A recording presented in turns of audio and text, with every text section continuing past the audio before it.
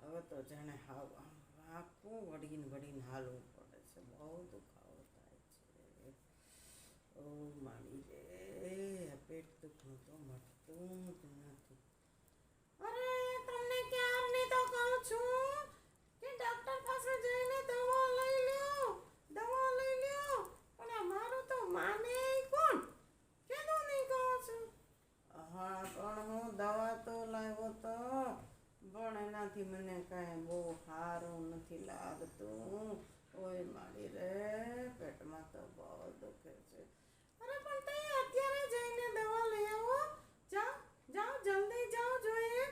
ક્યારની કહું છું, પછી કેટલું દુઃખ સહન કર્યા રાખવાનું. હા એ વાત સાચી.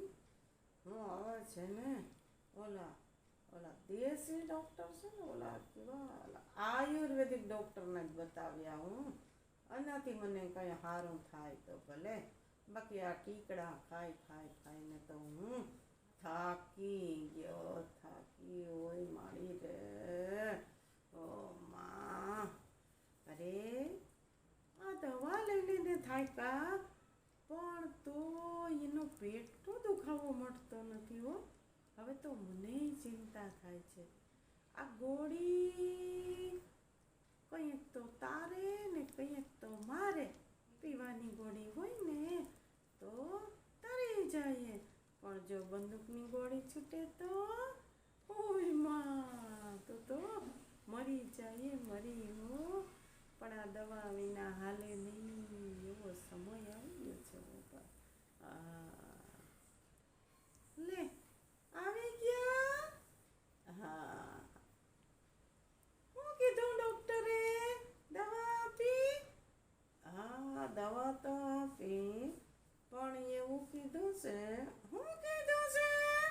એવું કીધું કે હમણાં તમે બીજું કાંઈ ન ખાતા, પણ ખાલી મગજ ખાજો. હે ઓય મારી રે, મગજ કે ન લેવા જાવો? અરે એમ કીધું છે કે મગ સિવાય બીજું કોઈ કઠોળ ખાતા નહીં. તમને વાત અને પિત્તનો પ્રકોપ વધી ગયો છે ને એટલે. બાકી મગજ ખાવા એટલે માણસના મગજની વાત નથી. હા વાહ, મને તો એમ કે આ મગજ ખાવા